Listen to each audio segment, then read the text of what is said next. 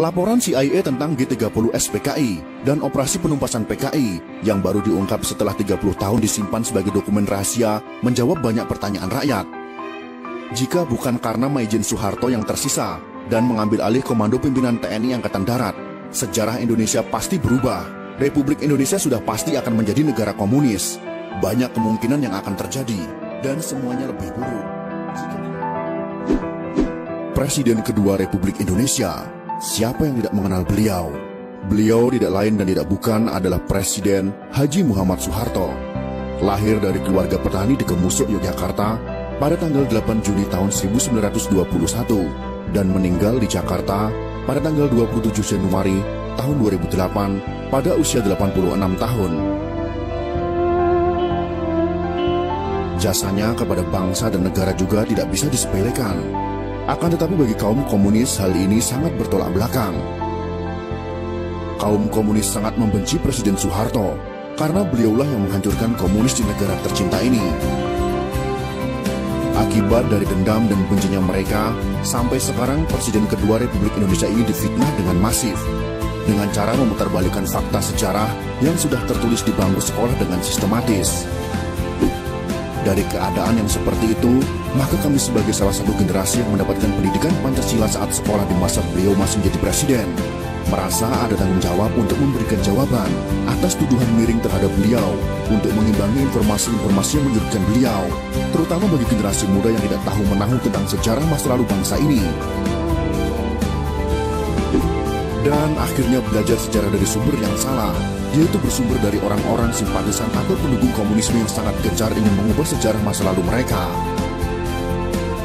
Beberapa pemimpin dunia yang memuji Presiden Soeharto dalam pernyataannya. Berikut ini adalah pernyataan tersebut. Dr. Mahathir Mohamad, mantan Perdana Menteri Malaysia, mengatakan, krisis ekonomi tahun 1998 memang dirancang untuk menjatuhkan Pak Harto. Jika Pak Harto tidak jatuh, Indonesia akan jadi negara maju. Lee Kuan Yew, mantan Perdana Menteri Singapura, juga mengatakan, Pak Harto pemimpin luar biasa. Beliau harus mendapat tempat terhormat dalam sejarah Indonesia. Sedangkan Sultan Bolkiah dari Kerajaan Brunei mengatakan,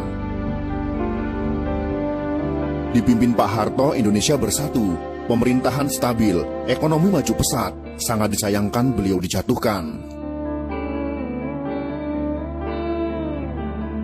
Sebenarnya Pak Harto berkali-kali mengutarakan niat untuk mundur, namun beliau melihat ancaman luar biasa besar membahayakan bangsa dan negara kesatuan Republik Indonesia. Fitnah KKN terhadap Pak Harto dan keluarga, yang kemudian dituangkan dalam TAP MPR untuk memeriksa harta kekayaannya, ternyata tidak terbukti.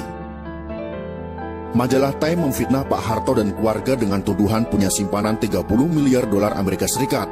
Ternyata tidak terbukti sama sekali. Berbagai tim khusus dibentuk pemerintah untuk menyelidiki harta Pak Harto. Satu pun tak menemukan rekening yang mencurigakan di perbankan asing. Silahkan cari kemana saja. Jika terbukti saya ada simpanan 1 sen saja, saya siap dihukum mati, kata Pak Harto. Semua tuduhan itu adalah fitnah. Belakangan terbukti Pak Harto dijatuhkan oleh konspirasi global, yaitu Partai Demokrat Amerika Serikat, Partai Komunis Cina, dan sekutunya, yang berkolusi dengan kelompok anti-Soeharto. Penyebab utama Pak Harto dijatuhkan adalah karena kemesraan dan keberpihakan Pak Harto yang sangat besar kepada umat Islam sejak tahun 1986. Ternyata ada pihak-pihak tertentu yang marah. Republik Indonesia merdeka pada tahun 1945, namun kemerdekaan umat Islam Indonesia sejatinya baru terjadi pada tahun 1986 sampai 1987 setelah Pak Harto berpaling ke Islam. Sebagai manusia, Pak Harto sudah pasti tidak sempurna, ada kelemahan, kesalahan, kekurangan, namun beliau tetap pahlawan. Jasanya luar biasa besar. Terbukti pada beberapa hari setelah Partai Komunis Indonesia melancarkan gerakan 30 September, garis miring Partai Komunis Indonesia, membunuh para pimpinan TNI Angkatan Darat, ulama-ulama, dan tokoh-tokoh anti PKI di seluruh Indonesia. Dari dokumen rahasia CIA yang sudah boleh diakses publik ditemukan catatan pejabat CIA tentang pertemuan pertama CIA dengan Pak Harto pada awal Oktober tahun 1965. CIA belum pernah membuka ke publik. Pak Harto juga tidak pernah mengungkap mengenai pertemuannya dengan CIA beberapa hari setelah G30S PKI di Jakarta.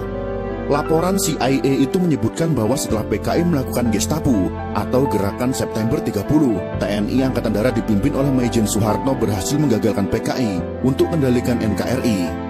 Faktor utama kegagalan Gestapo PKI menurut CIA adalah timing yang tidak tepat. Gestapo dilakukan 5 hari sebelum hari ulang tahun TNI pada tanggal 5 Oktober tahun 1965 adalah kesalahan fatal.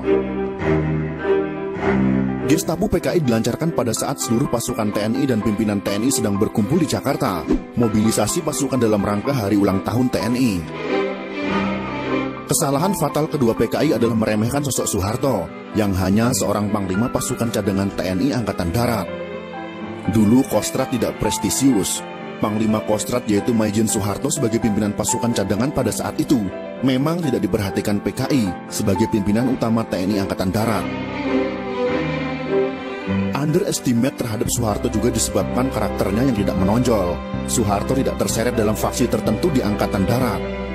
Dalam hal ini yang harus kita ketahui adalah, pada masa itu Kostrad tidak memiliki pasukan tempur. Jadi Maijen Soeharto pada saat itu tidak memiliki pasukan yang siap untuk berperang. CIA mengungkap, sikap low profil Soeharto disebabkan oleh kegagalan besar operasi Trikora pembebasan Papua Barat, di mana TNI kalah telak dari Belanda.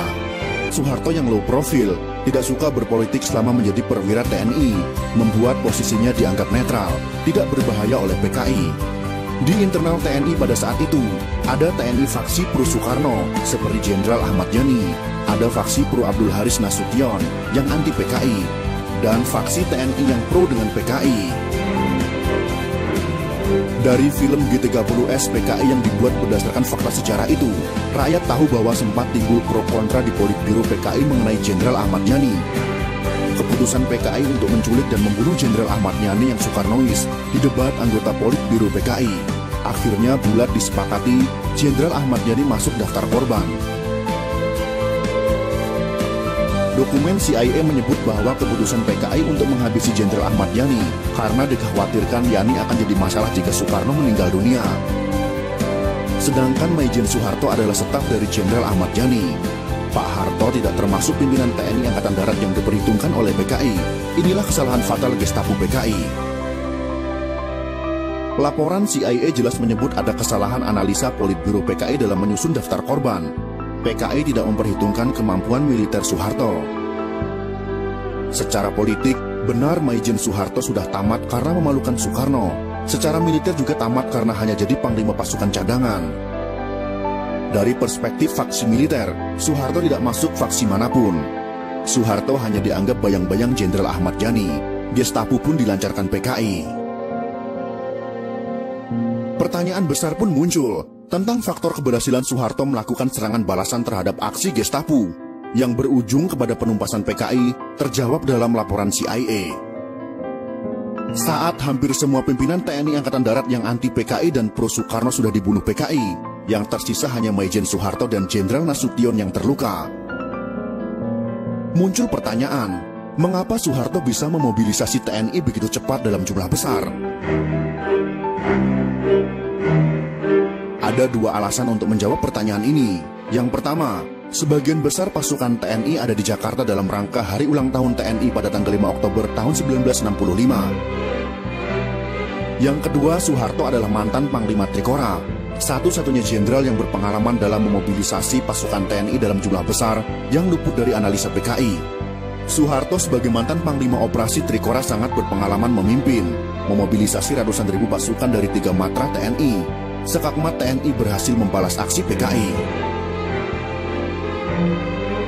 Bagi Soeharto memerangi pemberontakan PKI tahun 1965 sama seperti perang lawan pasukan Belanda. Hanya saja PKI lebih lemah daripada Belanda. Laporan CIA tentang G30S PKI dan operasi penumpasan PKI yang baru diungkap setelah 30 tahun disimpan sebagai dokumen rahasia menjawab banyak pertanyaan rakyat.